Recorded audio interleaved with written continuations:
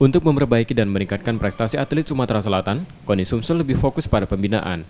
Langkah yang dilakukan dengan kembali menginventarisasi atlet yang ada di provinsi ini. Pencarian dilakukan dari usia dini, junior, dan senior.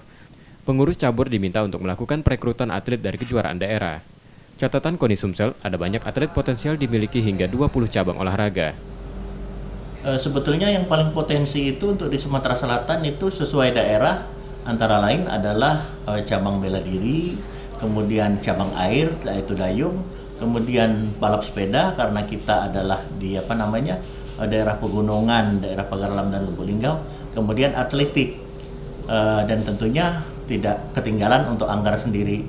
Mungkin kalau disimpulkan atau dikumpulkan itu mungkin sekitar kurang lebih ada 15 sampai dengan 20 cabur unggulan. 4 tahun ke depan, pembinaan akan dilakukan agar atlet dapat berprestasi. Nur Muhammad, Kompas TV, Palembang.